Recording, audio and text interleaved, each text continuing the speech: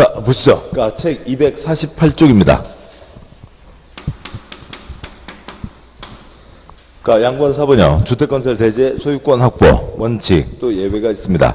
먼저 표 아래 문장 보시면 그러니까 동그라미 1번 그러니까 주택건설 사업계획 승인을 얻고자 하는 자는 해당 주택건설 대제 소유권을 확보해야 된다.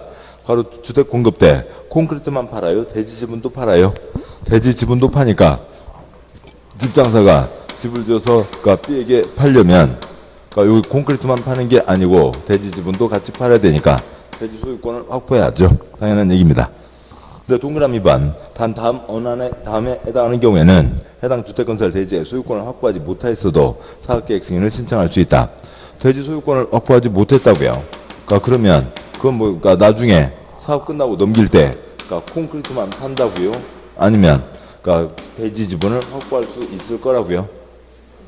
대지 지분을 확보할 수 있겠죠. 그러니까 그렇게 믿을 수 있는 경우니까 그러니까 지금은 그러니까 대지 소유권을 다 확보하지 않았어도 한 예로 잔금 치르지 않았어도 사업계획 승인 신청 받아주겠다라고 하는 거죠. 다시 이제 위표로 갑니다. 그러니까 위표요. 그러니까 위표가 그러니까 위에서 아래로 5줄입니다. 5줄이고요. 넷째 줄 보시면 6칸이죠. 먼저요. 그러니까 첫째 줄 첫 번째 칸 100% 소유권을 확보하는 게 원칙. 첫째 줄 소유권을 확보하지 않았어도 사업계획 승인 신청할 수 있다. 그러니까 둘째 줄에 두 번째 칸 공적 주체는 중간에 다 대지 소유권 다 확보하겠죠. 믿을 수 있습니다. 세 번째 칸 지구단 위객이 필요한 사업으로 주택조합이 95% 이상 소유권을 확보했습니다. 그러면 땅을 다 돈 주고 사들인 거죠. 합리적 가격을 제시했으니까 땅 주인들이 다 팔았겠죠. 근데 5% 미만만 남아있다고요. 그럼 그 5% 미만 그 사람이 너무 세게 값을 부르고 있는 거죠. 너무 심하시네. 그거 돈 주고 뺏을 수 있다고요. 매도 청구할 수 있다. 네 번째 칸요. 사업주체가 100% 사용권을 갖고 있습니다. 사용권을 갖고 있다. 아니면 토지 사용 승낙서를 받았다. 땅 누구 마음대로 쓰는 거예요. 사업주체 마음대로 쓰는 거죠. 땅 주인은 아직 잔금은 못 받았잖아요. 사용 승낙서만 내준 겁니다. 그러면 땅 주인은 뭐가 남아? 땅 주인 할 일은 딱 두 가지가 있죠. 첫 번째요. 그러니까 때가 되면 제때 그러니까 재산세 내는 거고요. 두 번째요. 그러니까 사업주체한테 물팍 끓고 비는 거죠. 제발 잔금 좀 주세요. 잔금 좀 주세요. 사업주체가 안 주면 어쩔 수 없고 주면 다행이고 그러니까 그냥 그거밖에 없습니다. 땅 주인은 아무 권한도 없고 땅은 마음대로 사업주체가 사용하게 돼 있잖아요. 이게 사용권은입니다. 그러니까 잔금만 치르면 언제든지 소유권 넘으니까 아무 지장 없고 다섯 번째 칸, 여섯 번째 칸 지구단 위객이 필요한 사업으로 사업주체가 80% 이상 사용권을 갖고 있습니다. 그러면 사업계획 승인을 신청할 수 있다고요. 소유권 하나 없어도 돼요. 사용권만 그것도 80% 이상만 갖고 있으면 신청할 수 있고 그렇게 해서 사업계획 승인을 받으면 넷째 줄 다섯 번째 칸 그냥 계속 그 80% 이상 그 상태이면 몇 년 안 된 사람 것만 뺏을 수 있고요. 10년 안 된 사람 것만 뺏을 수 있고 다음에 여섯 번째 칸이요. 그러니까 그 둘째 줄에 80% 사용권을 확보한 거였죠. 그런데 15% 추가 더 확보해서 95% 이상 사용권을 확보했으면 10년 넘은 사람, 20년 된 사람, 100년 된 사람 것도 싹 기간에 불문하고 다 뺏어올 수가 있다고요. 그러니까 다섯째 줄이요. 매도 청구 대상자와 3월 이상 협의해야 되고 매도 청구니까 민법 쪽 보죠. 집합 건물법 쪽 보니까 시가, 시장 가격으로 사는 겁니다. 근데 땅 주인하고 연락이 안 되면 소재 확인이 곤란하면 둘상 신문에 2회 이상 공고하고 30일이 지나면 매도 청구 대상 토지로 본다. 돈 주고 뺏을 수 있다. 근데 돈만 주면 되는 거죠. 안 받으면 법원에다 맡기면 되고요. 그 내용이면 됐고 그러니까 문장 읽는 거 생략하겠습니다. 3장 와서요. 250조 이하의 굵은 2번 사업계획 승인과 이러저러한 내용들이 있는데 절차 출제 횟수 자체도 그렇고 큰 초점 아닙니다. 쭉 넘어가시고요. 그러니까 초점 쪽으로 가시죠. 대수장 넘어가세요. 서너 장 넘어가세요. 257조 굵은 4번 사용검사입니다. 마지막 검사이죠. 그러니까 굵은 4번 제목이요. 전체 검사를 뭐라고 하고요. 사용검사 부분 검사를 뭐라고 하고요? 임시 사용 승인이라고 합니다. 양과 1번. 먼저 첫 번째 표요. 첫 번째 표. 지난번에도 봤었던 표였죠. 첫째 줄 전체 검사 되고 부분 검사 됩니다. 257조요. 그런데 둘째 줄 국토계획법 개발행위는 개발과 환경과 시설이 세트로 가야 되니까 거기는 부분 검사가 안 되고 가래줄 개발사업 부분검사되고 정비사업 부분검사되고 건축법 부분검사되고 그다음에 주택법 부분검사됩니다. 그러니까 두 번째 표요. 두 번째 표가 그러니까 저 뒤에 있는 모든 문장을 다 집어넣는 게 그 표입니다. 그러니까 먼저 첫째 줄이 원칙입니다. 그러니까 지금 진행을 하는 게 사업주체죠. 사업주체가 관청에게 검사를 받아야 되는 거죠. 그래서 그러니까 원칙은 그러니까 사업주체는 첫째 줄이요. 그러니까 사업을 완료했으면 그러니까 누구에게요? 시군구에게 그러니까 전체 끝났음에 대한 검사 뭘 받아야 된다고요? 사용검사를 받아야 됩니다. 이게 원칙.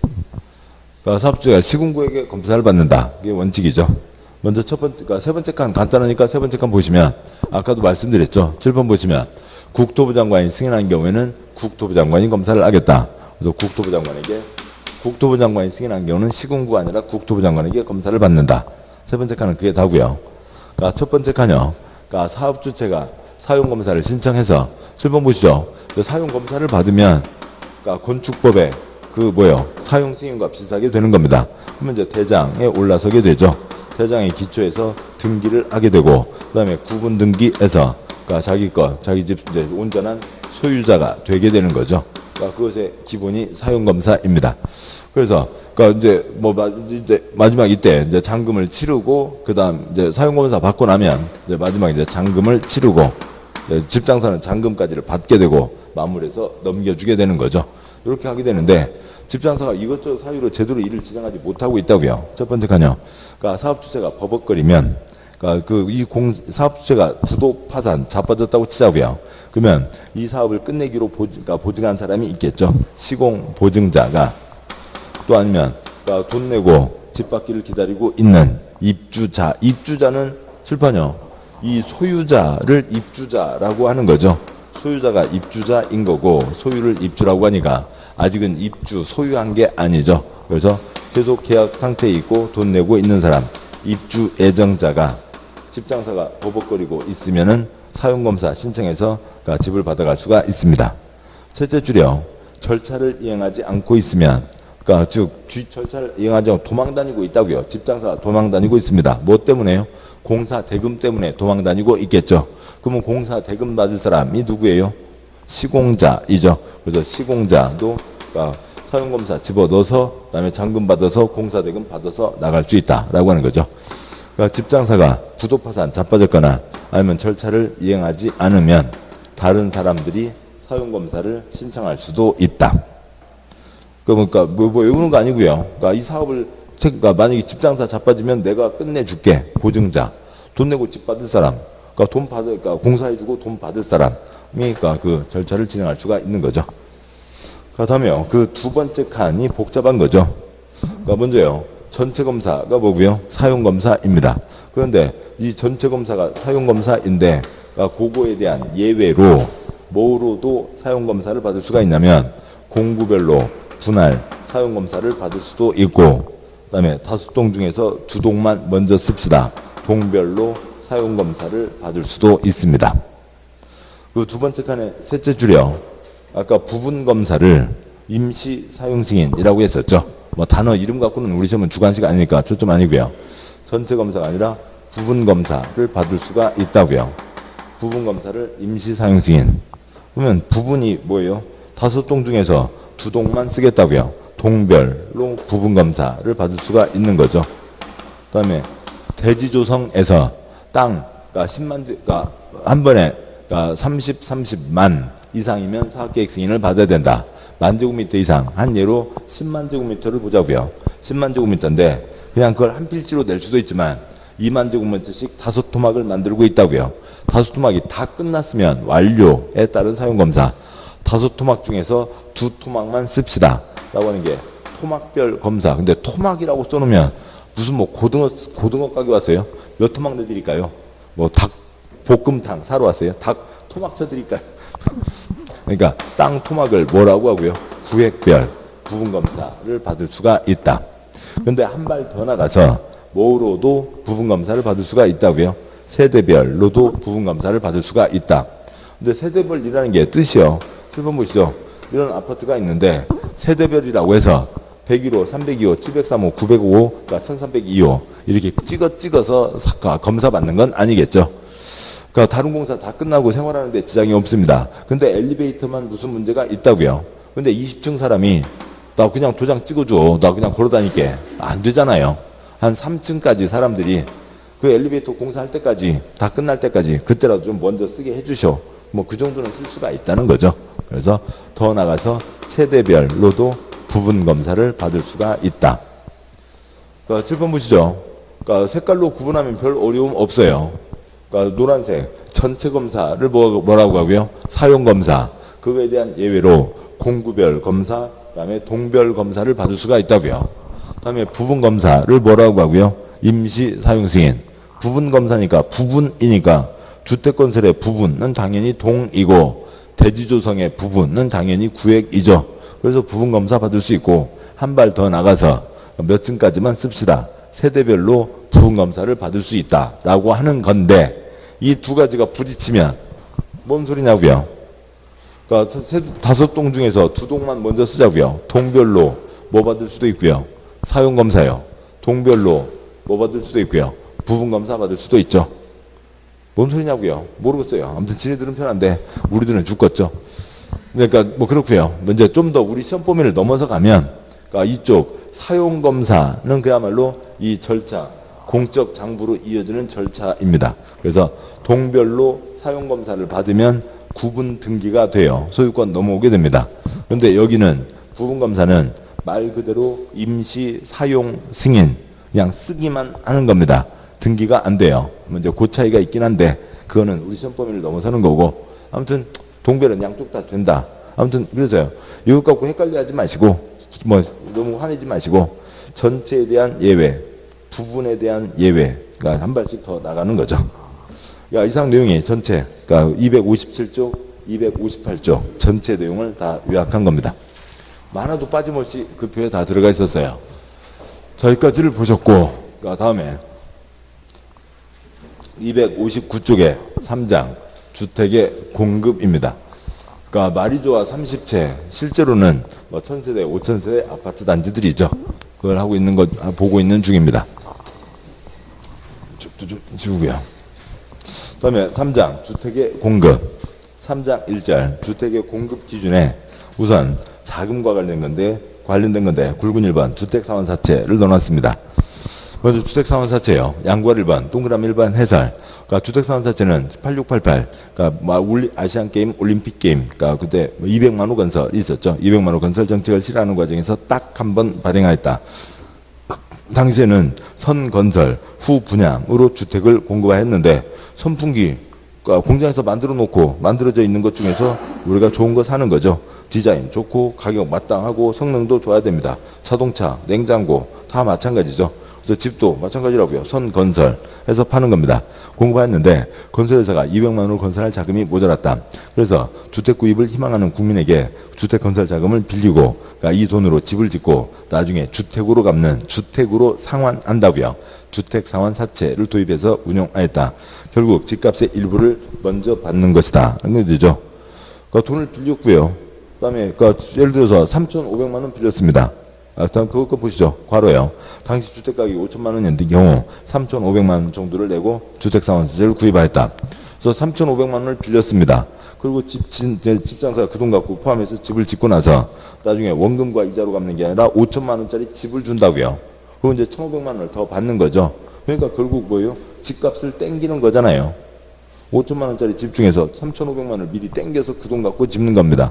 세상에 이런 편한 장사가 어디 있어요? 그러니까 주택 가격이 그러니까 뭐 당장 거기 예를만 들어봐도 그러니까 이게 나중에 하는 게 얼마라고요? 5천만 원이라고요. 얼마를 빌렸어요? 3,500만 원을 빌렸죠. 그러면 이 집 중에 이 한 채 짓는데 원금 얼마고요? 500만 원일 거잖아요. 그러니까 김밥이요.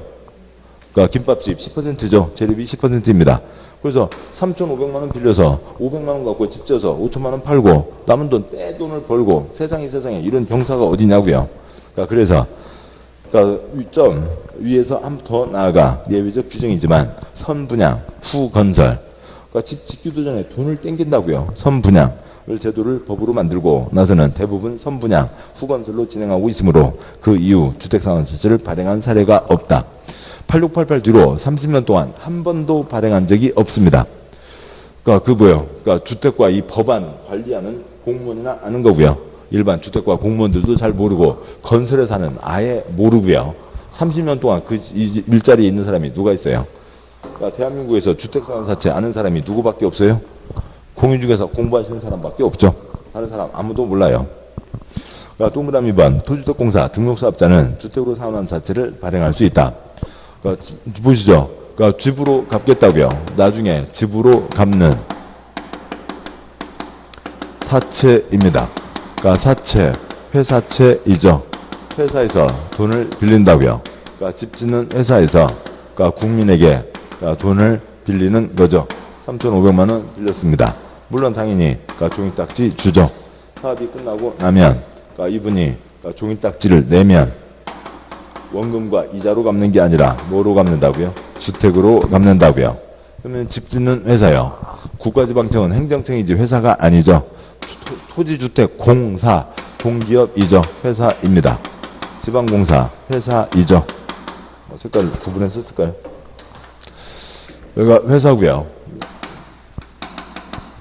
그 다음에 공익법인 봉사단체죠. 주택조합 비법인 사단이라고요. 고용자 그러니까 사원 아파트를 짓는 사장이 사원 아파트를 짓는 거지 이게 집장사 회사는 아니죠. 주택가 등록사업자 건설회사가 있습니다. 그런데 8688 당시에는 지방공사 양도 적고 집장사 위한 지방공사는 거의 없었어요. 따라서 누구밖에 없다고요? 토주택공사와 등록사업자밖에 없죠. 토주택공사와 등록사업자 회사가 돈을 빌리는 겁니다. 동그라미 번 토주택공사 등록사업자가 돈을 빌릴 수 있다. 지동받고 사업하는 게 원칙. 남의 돈 떼기려면 승인받아야죠. 주택사원사채 발행하려는 자는 그러니까 주택사원사채 발행계획을 작성해서 국토부 장관의 승인을 받아야 된다. 둘 다 승인을 받아야 되고 그 다음에 동그라미 4번 이 경우 등록사업자 민간은 부도파산 염려가 있잖아요. 그래서 민간은 자본금, 자산평가액, 기술인력 등이 대통령이 하는 기준에 맞고 금융기관, 주택도시보증공사 보증을 받은 때에 한하여 이를 발행할 수 있다. 민간은 보증도 받아와라. 그러면 시험 문제 딱 걸리죠. 토주택공사 보증받는다. OX. X요. 여기는 망하지 않잖아요. 망하지 않으니까 보증받지 않습니다. 그러니까 민간은 부도파산 염려가 있으니까 보증을 받아와야 된다라고 하는 거죠. 양과로 2번. 그러니까 납입금 사용 집짓는 데 써야죠. 관리. 그러니까 뭐 골프장 가는데 빼놓고 그러면 안 됩니다. 뭐 다음 쪽 와서요. 양과 3번 발행 방법과 양도 금지. 그러니까 동그라미 1번 둘째 줄 기명증권 종이딱지 이름 써져 있고 동그라미 2번 생략하고요. 동그라미 3번 아까도 한번 잠깐 나왔었죠. 등록사업자 등록이 말소된 경우에도 그가 발행한 주택사원사채 효력에는 영향을 미치지 않는다. 등록 말소 영업정지 처분받은 등록사업자는 처분 전에 사업계획 승인받은 사업은 계속 할 수 있다. 하던 건 끝내야죠. 그 아파트는 다 끝나는 겁니다. 다 짓는 겁니다. 또 두 번째요. 동그라미 3번. 등록이 말소돼서 이 종이딱지 무효가 된다. 집 못 받는다. 아, 그러면 세상에 누가 돈을 빌려줘요? 그러니까 돈을 빌려줄 사람이 없게 되죠. 그러니까 딱 그러니까 돈 빌려주면 집은 받을 수 있다. 안심할 수 있어야 되죠. 뭐 동그라미 4번. 원칙적으로 양도할 수 없다라고 하는 것은 좀 이따가 공급질서 교란금지에서 다시 이어서 보시게 될 겁니다. 그러니까 동그라미 5번요. 그러니까 주택사원 사채권자 명의변경은 그러니까 취득자 성명과 주소를 그러니까 사채 원부에 기재하는 방법으로 하며 취득자 성명을 채권에 기재하지 않으면 사채 발행자 제3자에게 대항할 수 없다. 두 번이 나왔는데 동그라미 5번 첫째 줄이요. 사채권자의 명의 그러니까 먼저 다시 올라가세요. 죄송합니다. 양괄호 3번 저 위에 양괄호 3번 동그라미 1번 둘째 줄 주택사원 사채 당연히 종이계약서 종이딱지에 이름 써져 있죠. 기명증권으로 한다. 다시 내려와세요. 동그라미 5번 첫째 줄 우리 시험에 나왔던 OX 질문이요. 사채권자 명의변경은 취득자 성명과 주소를 채권에 기재하는 방법으로 한다. OX X 그렇게 나왔다고요. 줄번 보시죠. 지금 돈 빌려준 사람이 그러니까 A1, A2, A3 여러 사람이 있겠죠. 그러니까 그러고요. 여기 그러니까 주택공사를 B라고 하고 등록사업자를 C라고 해보자고요. 그러면은 돈 빌려주면 나중에 집으로 갚겠다. A1과 C의 계약 A2와 C의 계약이죠. 그 장부가 있을 거라고요. 그러니까 이 사람이 갖고 있는 C가 갖고 있는 관리하는 장부가 있죠. A1, A2, A3 등등이 있습니다. 양도할 수 없다. 그런데 뭐 해외로 이민 가게 되면 그러니까 필리핀 정부에 필리핀 이민 가는데 이거 갖고 가면 집 줘요? 아니잖아요.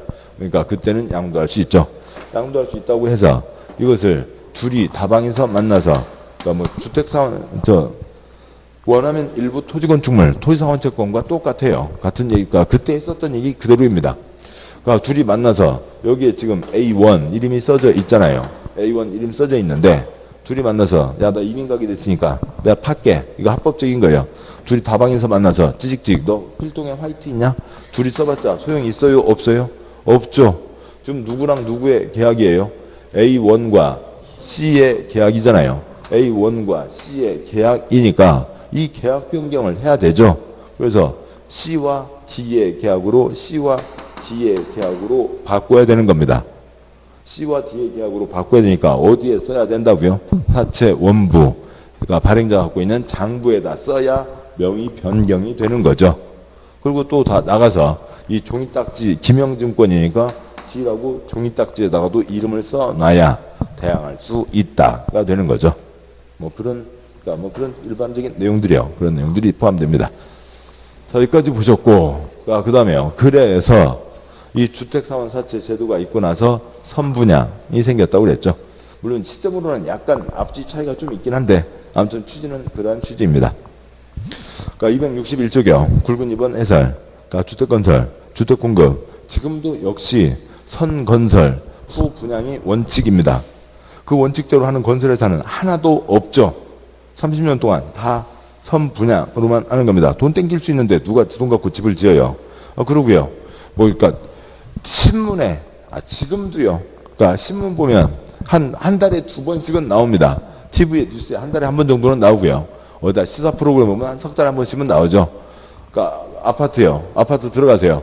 뭐 하다가 아이고야 뭐 하다가 이렇게 윗몸 일으키기 하다가 뒤로 넘어졌습니다. 그랬더니 벽에 뻥 구멍이 뚫린다고요. 그러니까 주먹으로 치면 벽에 뻥 뚫리고요. 그러니까 들어가자마자 곰팡이가 그냥 다 난리가 아니고요.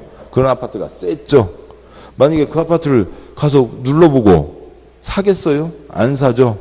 돈 다 내놓으신 누구만요? 호갱님들은 어쩔 수 없이 받는 수밖에 없는 거죠. 그래서 지금도 그런 엉망인 품질이 나오고 또 이번 역시 대선 과정에서도 그러니까 여러 가지 후보들 정책 중에 또 아니면 여러 가지 전문가들이 한 얘기 중에 없애라고요? 선분양 없애라고요. 그게 옛날에는 좀 적은 숫자였지만 그러니까 요즘에는 그런 얘기하는 사람들이 갈수록 많아지고 있습니다. 아무튼 그래도 지금은 선분양이 있죠. 선분양이 주택법에 계속 영향을 미치게 되고 그러니까 선분양을 보시자고요. 그냥 문장은 많은데 그냥 위 그림 하나로 가도록 하시죠. 그러면 되겠습니다. 그러니까 지금 주택사원사채 보셨으니까 이제 이거 지우고 보시죠. 한 번에 30만 이상 알려면 뭘 받아야 되고요? 사업계획 승인을 받아야 되고 어느 집장사 공적 주체가 선분양하는 경우는 없습니다. 그러니까 민간이 어디에다가 1000세대를 공급하겠다고요. 지가 다 지어서 팔겠다. 선건설 하면 좋지만 그런 회사는 없고 선분양하겠다고요. 그러면 그러니까 민간이 선분양 돈부터 땡기려면 돈부터 땡기는 것을 무슨 도장이라고 불러요? 그러니까 입주자 모집 아니면 입주자 모집 공고 승인이라고 부릅니다. 그러니까 입주자 모집 공고 승인 신청을 해서 입주자 모집 승인을 누구한테 받냐면 시군구에게 입주자 모집 승인을 받는데요. 입주자 모집 승인이라는 게 뭐냐면 두 가지 뜻이 있는 거라고요. 근데 이게 어디 한 군데 딱딱 써져 있지가 않고요. 여기저기를 다 찾아봐야 되는 겁니다. 그러니까 첫 번째 뭐고요? 선분양 할 수 있게 도장 찍어주는 게 입주자 모집 승인이에요. 선분양이 뭐라고요? 그러니까 돈부터 땡기는 거죠. 돈부터 땡기는 게 선분양이고, 그러니까 돈부터 땡기겠다. 입주자 모집 승인을 받는 겁니다. 그 다음에 해당 단지에 그러니까 주택 공급 가격이 확정되는 겁니다. 그래서 입주자 모집 공고 승인을 받는다. 그래서요, 광고를 내죠. 돈 갖고 오시라고요. 광고를 낸다고요. 돈 갖고 오시라고요. 뭐부터요? 돈부터 땡기는 거죠. 근데 광고를 냅니다. 돈 갖고 오시라고요. 그러면 그 처집을 살까 말까? 자리는 괜찮은데 살까 말까? 그 아파트 값 얼마예요? 아, 그건 아직 안 정해졌고요. 말이 안 되잖아요. 가격이 정해지는 거죠. 이게 입주자 모집 승인, 입주자 모집 광고 승인입니다. 그러면 뭐 승인을 받았으면 광고를 내겠죠. 그러니까 광고를 내고요. 뭐 모델하우스를 지을 수도 있고 안 지을 수도 있고 뭐 그럽니다. 자, 그리고 천세대를 팔겠다고요. 근데 이제 처음 청약금을 내는 거죠. 그러니까 청약금을 내는 사람이 만약에 뭐 2,000명이면 경쟁률 2대 1. 그러니까 그 중에 1,000명을 정해야죠. 뭐 추첨도 있고, 그러니까 가점제도 있고 그럽니다만 그냥 추첨으로 당첨 사실 통지를 한다고 보죠. 당첨 사실 통지를 하면서 돈 갖고 오세요 알리는 거죠. 두 번째, 무슨 돈을 내고요. 계약금을 냅니다. 그 다음에 계약금 내고 그 다음에 중도금을 내죠. 그러니까 중도금을 3번, 뭐 4번 나누어 내게 되고 마지막 중도금 도배공사까지 다 끝났습니다. 공사 끝났으니까 공사 끝났음에 대한 검사 뭘 받는다고요? 사용검사를 받는 거죠. 그러니까 사용검사를 받고 아까 말씀드렸듯이 등기부에 올라간다고요. 지금 당첨사실 통지받은 사람들이 있죠. 그래서 지금 누구 돈 갖고 집을 짓는 거예요. B1, B2 돈을 갖고 집은 짓고 있는데 주택법 힘에 의해서 누구 이름으로 보존 등기를 하는 거고요. 집장사 A 이름으로 보존 등기를 하는 겁니다. 그리고 마지막 돈 갖고 오세요. 마지막 돈 뭘 내면요. 잔금을 내면 A와 B의 계약에서 B 할 바 다 했죠. 돈 줄게 집 넘겨라 라고 하는 거죠. 그러면 잔금 치르고 나면 그러니까 소유권 이전 등기를 하게 되죠. 그러니까 소유권 이전 등기를 하게 되면 이제 그러니까 B1, B2가 그러니까 주택의 소유자가 됩니다. 소유자를 뭐라고 한다고요? 입주자라고 하는 거죠. 그러면 계약은 언제 성립되냐고요? 당연히 계약금 때가 아니죠. 계약은 민법에서 뭐와 뭐로요? 청약과 승낙으로요. 나 그 집 사고 싶다. 청약의 의사표시. 당신과 계약하겠다. 승낙의 의사표시. 승낙의 의사표시 도달한 때 계약이 성립된 거죠. 이 계약 당사자 지위, 그러니까 채권 채무관계 이것을 뭐라고 부르냐면 그러니까 입주자로 선정된 지위라고 부릅니다.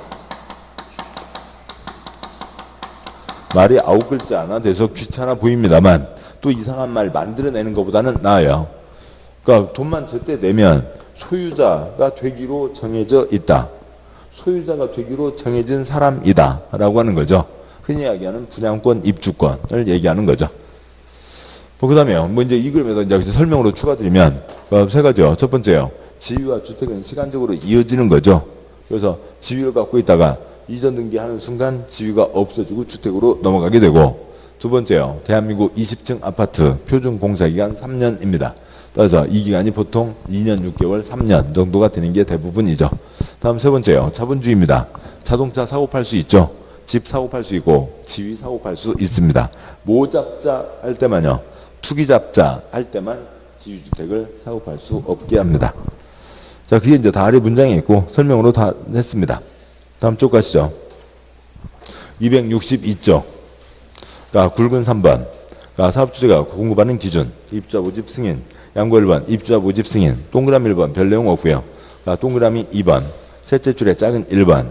공공. 주택사업자를 제외한, 즉 민간 사업주체가 주택에 대한 입주자를 모집하려면, 즉 선분양하려면, 돈부터 땡기려면 시장군수구청장에게 입주자 모집 승인을 받아야 된다.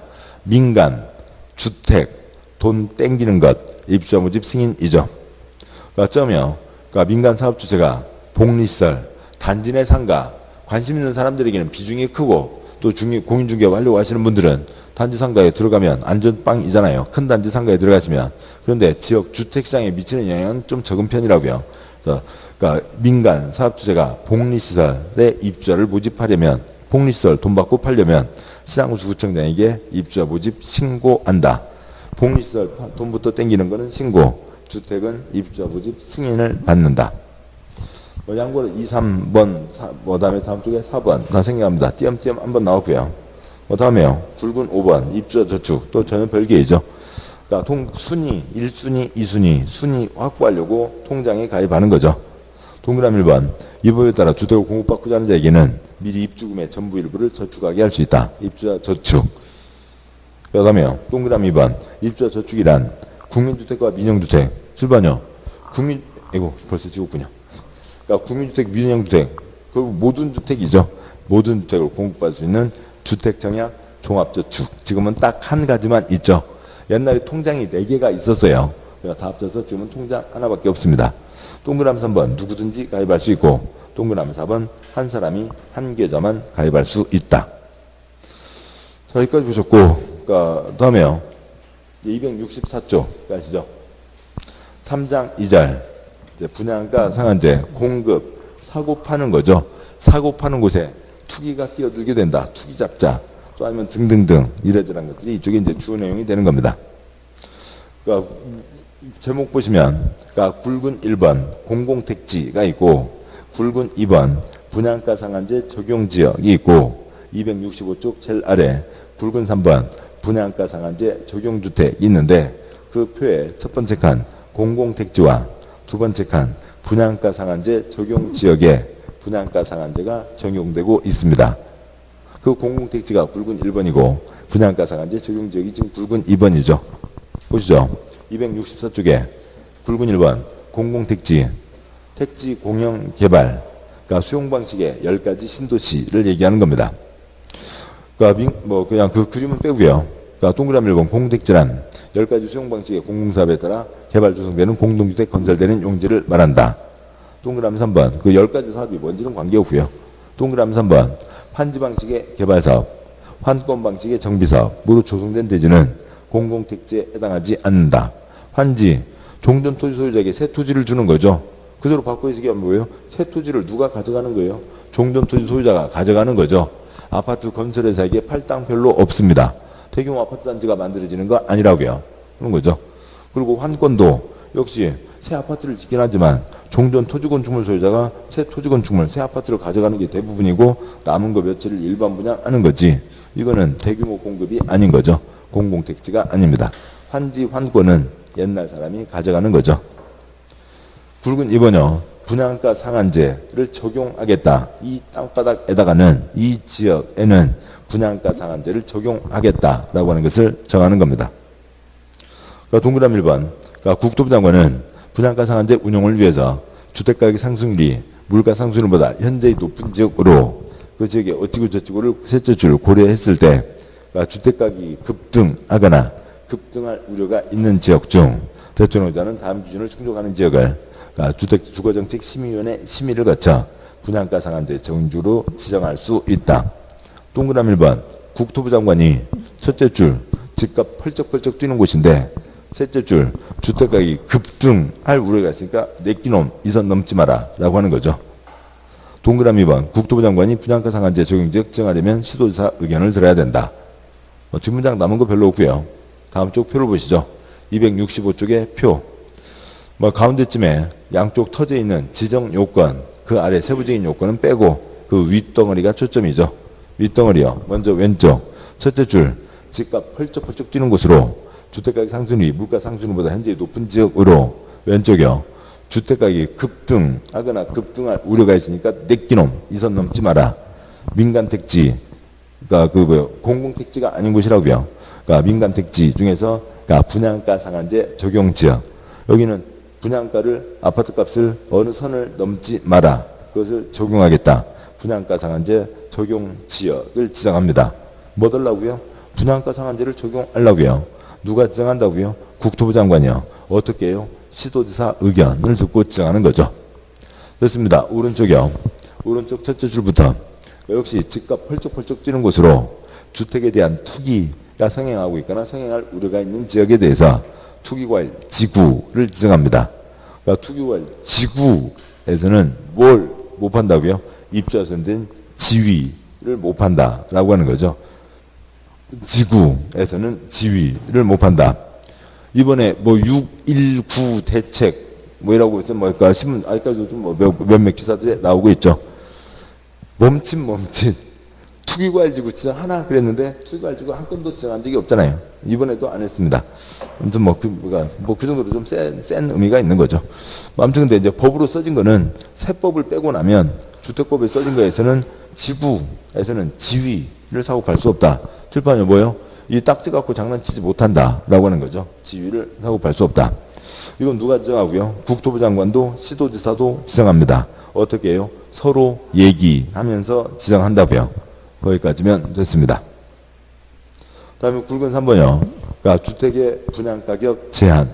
일단 그 문장을 다음 쪽 보고 오시면 그러니까 동그라미 1번. 그러니까 사업주체가 일반인에게 공급하는 공동주택 중 다음 지역에서 공급하는 주택의 경우에는 이주에서 정하는 기준에 따라 산정되는 분양가격 이하로 공급해야 된다. 그래서 어느 선을 넘지 마라. 그 선 이하로 팔아라. 물론 그 상한선 정하는 그 산정되는 가격 자체를 하늘 꼭대기에다 붙여놨으니까 집장사 전혀 손해보는 거 없고요. 집값이 전혀 싸지지는 않는 겁니다. 아무튼 그래도 명목상 어느 선을 넘을 수 없다라고 하는 거죠. 동그라미 1번은 뭐고요? 다음 지역이요. 여기서는 이 동네에서는 집값을 네 마음대로 할 수 없다. 이 선 넘지 마라는 거죠. 그냥 무슨 아파트 끊으세요. 어느 지역이 됐든 간에. 그러니까 뭐 무슨 A 회사가 짓는 아파트요? 그렇게 할 수는 없잖아요. 그다음에 뭐 동그라미 아파트요? 그렇게 할 수도 없고요. 몇 제곱미터 아파트요? 그렇게 할 수가 없고. 그러니까 보시죠. 다음 지역에서는 특별히 정한 지역, 이 두 가지 지역에서는 이 A 지역, B 지역 두 지역에서는 이 지역에 대해서는 뭘 적용하겠다고요? 분양가 상한제를 적용하겠다라고 하는 거죠. 그러니까 이렇게 들어오는 이 집들을 분양가 상한제 적용주택이라고 하는 겁니다. 그래서 동그라미 1번 넷째 출점 그러니까 이에 따라 공급된 주택을 분양가 상한제 적용주택이라 한다. 근데 어느 지역이냐면 1번 공공택지와 2번 공공택지 외의택지 민간택지 가운데 분양가 상한제 적용 지역이 있습니다. 뭐 이거 갖고 너무 미워하지 마시고요. 그런 것까지 다 미워하다 보면 공법 미워할 게 너무나 많아요. 그러다 또 잘못하면 어떻게 되고요? 이제 이완제까지 미워하게 되고요. 그러시지 마시고 보시죠. 그러니까 첫 번째 어느 지역이요? 공공택지에 대해서요. 다음에 여기는 집값 펄쩍펄쩍 주니까 안 되겠다. 그래서 분양가 상한제 적용을 하겠다고 하는 지역을 정한 거죠. 당연히 여기는 그러니까 무슨 땅이어야 돼요? 민간택지여야 되죠. 먼저 공공택지는 뭐 그 지난 순환에도 한두 번 말씀드렸지만 땅값이 아주 헐값으로 나오는 거죠.